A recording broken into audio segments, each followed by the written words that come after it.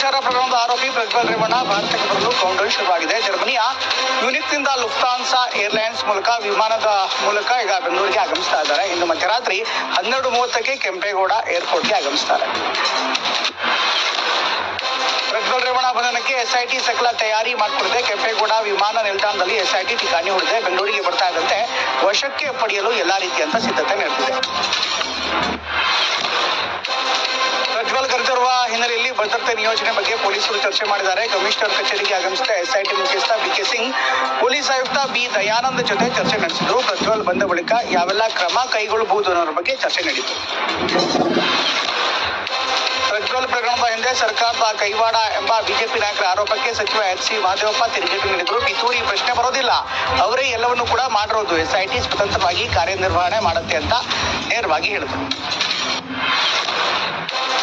ಪ್ರಜ್ವಲ್ ರೇವಣ್ಣ ಬಂಧನಕ್ಕೆ ಆಗ್ರಹಿಸಿ ಹಾಸನದಲ್ಲಿ ಬೃಹತ್ ಪ್ರತಿಭಟನೆ ನಡೀತಾ ಇದೆ. ಮಹಿಳಾ ಸಂಘಟನೆ ಸೇರಿ 113ಕ್ಕೂ ಹೆಚ್ಚು ಸಂಘಟನೆಗಳು ಭಾಗಿಯಾಗಿವೆ. ಹಾಸನದ ಹೇಮಾವತಿ ಪ್ರತಿಮೆಯಿಂದ ಡಿಸಿ ಕಚೇರಿವರೆಗೂ ಕೂಡ ಮೆರವಣಿಗೆ ನಡೆಯಿತು. ಹಾಸನ ಸಂಸದ ಪ್ರಜ್ವಲ್ ಪೆನ್ಡ್ರೈವ್ ಹಂಚಿಕೆ ಪ್ರಕರಣದ 6 ಮತ್ತು 7ನೇ ಆರೋಪಿಗಳಿಗೆ ಜಾಮೀನು ಮಂಜೂರಾಗಿದೆ. ಚೇತನ್ ಹಾಗೂ ಲಿಖಿತ್ ಗೌಡಗೆ ಹಾಸನದ 3ನೇ ಹೆಚ್ಚುವರಿ ಸತ್ರ ನ್ಯಾಯಾಲಯ ಬೇಲ್ ನೀಡಿದೆ. ಇಬ್ಬರು ಬಿಜೆಪಿಯ ಮಾಜಿ ಶಾಸಕ ಪ್ರೀತಮ್ ಗೌಡ ಆಪ್ತರಾಗಿದ್ದಾರೆ. ಪ್ರಜ್ವಲ್ನ ಕಳಿಸಿಕೊಟ್ಟವರೇ ಕಾಂಗ್ರೆಸ್ನವರು ಅಂತ ಮೈಸೂರಿನಲ್ಲಿ ಅಶ್ವಥ್ ನಾರಾಯಣ್ ಹೇಳಿದ್ದಾರೆ. ವಿಡಿಯೋ ಮಾಡಿದ್ರೆ ಕ್ರೈಮ್ ಅಂತ ಈಗಾಗಲೇ ಗೊತ್ತಿದೆ, ಆದ್ರೂ ಕೂಡ ವಿಡಿಯೋ ಮಾಡಿದ್ದಾರೆ ಅಂತೆ. ಹಂಚಿಕೆ ಮಾಡಿದ್ದು ಕ್ರೈಮ್ ಅಲ್ವಂತೆ. ವಿಡಿಯೋ ರಿಲೀಸ್ ಮಾಡಿದವರಿಗೆ ಶಿಕ್ಷೆ ಆಗ್ಬೇಕು ಅಂತ ಆಗ್ರಹಿಸಿದ್ದಾರೆ. ಚಂದ್ರಶೇಖರನ್ ಆತ್ಮಹತ್ಯೆ ಕೇಸ್ನಲ್ಲಿ ಕಾಣುವ ಕೈ ಕಾಂಗ್ರೆಸ್ ಅಂತ ಬಿಜೆಪಿ ಮಾಜಿ ಶಾಸಕ ಸಿಟಿ ರವಿ ಆರೋಪ ಮಾಡಿದ್ದಾರೆ. ಸಚಿವ ನಾಗೇಂದ್ರ ರಕ್ಷಣೆಗೆ ಸಿಎಂ ಸಿದ್ದರಾಮಯ್ಯ ಮತ್ತು ಡಿಸಿಎಂ ಡಿಕೆ ಇದ್ದಾರೆ ಅಂತ ನನಗನ್ನಿಸ್ತಾ ಇದೆ. ಇನ್ನೂ ಯಾಕೆ ಎಫ್ಐಆರ್ ಹಾಕಿಲ್ಲ ಅಂತ ಪ್ರಶ್ನೆ ಮಾಡಿದರು.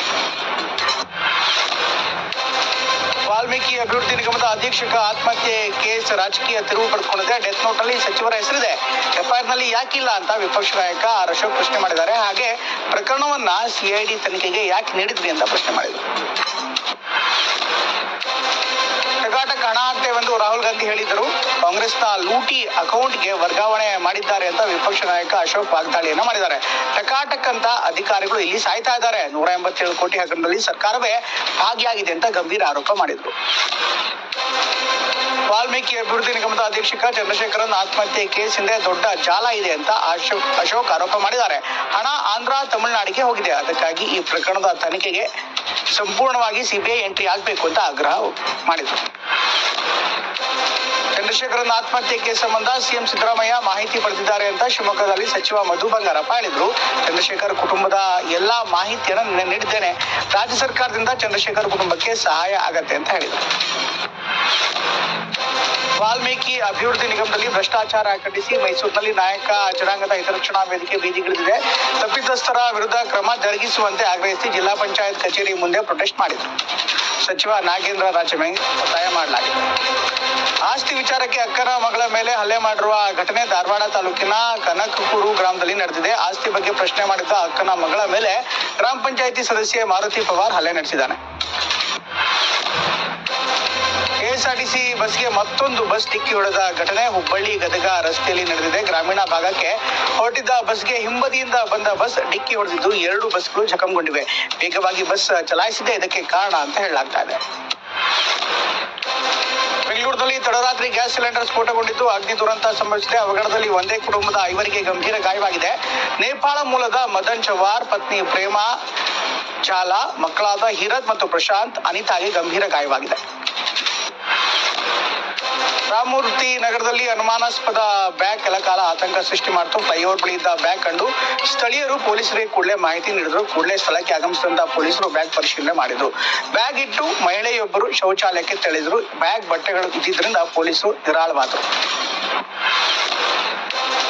ಶಿವಮೊಗ್ಗದಲ್ಲಿ ದುಷ್ಕರ್ಮಿಗಳ ಗಾಂಜಾ ನಶೆಯಲ್ಲಿ ಅಟ್ಟಹಾಸವನ್ನ ಮೆರೆದಿದ್ದಾರೆ. ಹೊಸಮನೆ ಮಾರಿಕಾಂಬಾ ದೇವಸ್ಥಾನದ ಬಳಿ ಘಟನೆ ನಡೆದಿದ್ದು ಸಿಕ್ಕ ವಾಹನಗಳನ್ನ ಜಖಂ ಮಾಡಿದ್ದಾರೆ. ಮನೆಯ ಮುಂದೆ ನಿಲ್ಲಿಸಿದ್ದ 4 ಕಾರು, 4 ದ್ವಿಚಕ್ರ ವಾಹನ ಹಾಗೂ 2 ಆಟೋಗಳನ್ನ ರಾತ್ರೋರಾತ್ರಿ ಧ್ವಂಸ ಮಾಡಿದ್ದಾರೆ. ದೊಡ್ಡಪೇಟೆ ಠಾಣೆ ವ್ಯಾಪ್ತಿಯಲ್ಲಿ ಘಟನೆ ನಡೆದಿದೆ. ವಿದ್ಯುತ್ ತಂತಿ ತುಳಿದ ಕಾಡಾನೆ ಸಾವನ್ನಪ್ಪಿರುವಂತಹ ಘಟನೆ ನಡೆದಿದೆ. ರಾಜ್ಯದ ಗಡಿಭಾಗ ಡೆಂಕಣ ಕೋಟೆ ಸಮೀಪ ಪಲ್ಲನತೊಟ್ಟುಪಲ್ಲಿಯಲ್ಲಿ ನಡೆದಿರುವಂತಹ ಘಟನೆ ಇದು. ಇಳಿಜಾರು ಪ್ರದೇಶದಲ್ಲಿ ಹೋಗ್ತಾ ಇದ್ದಂತ 3 ಕಾಡಾನೆಗಳ ಪೈಕಿ ವಿದ್ಯುತ್ ತಂತಿ ತುಳಿದ ಒಂದು ಕಾಡಾನೆ ಸ್ಥಳದಲ್ಲೇ ಮೃತಪಟ್ಟಿದೆ.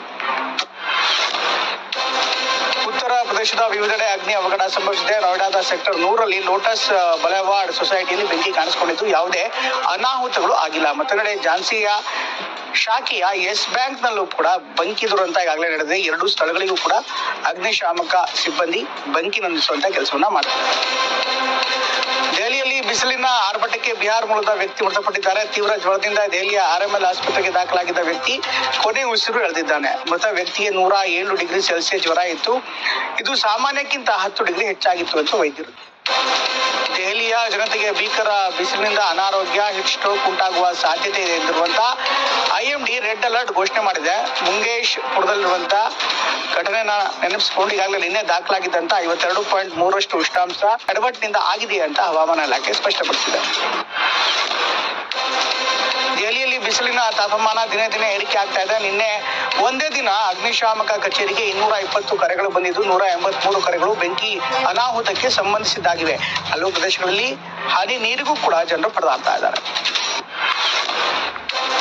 ಮತ್ತೊಂದೆಡೆ ನೈಋತ್ಯ ಮುಂಗಾರು ಮಳೆ ಕೇರಳ ಪ್ರವೇಶಿಸಿದೆ ಎಂದು ಹವಾಮಾನ ಇಲಾಖೆ ಈಗಾಗಲೇ ತಿಳಿಸಿದೆ. ಮಾನ್ಸೂನ್ ಪ್ರವೇಶದಿಂದ ಕೇರಳದ ನಾನಾ ಭಾಗಗಳಲ್ಲಿ ಮಳೆ ಸುರಿತಾ ಇದೆ. ಕೊಟ್ಟಾಯಂ, ತಿರುವನಂತಪುರ ಸೇರಿದಂತೆ ಹಲವು ಜಿಲ್ಲೆಗಳಲ್ಲಿ ವರ್ಷಧಾರೆಯಾಗ್ತಾ ಇದೆ. ಮಳೆ ಆರ್ಭಟಕ್ಕೆ ಹಲವು ಪ್ರದೇಶಗಳಲ್ಲಿ ಸಂಕಷ್ಟ ಎದುರಾಗಿದೆ.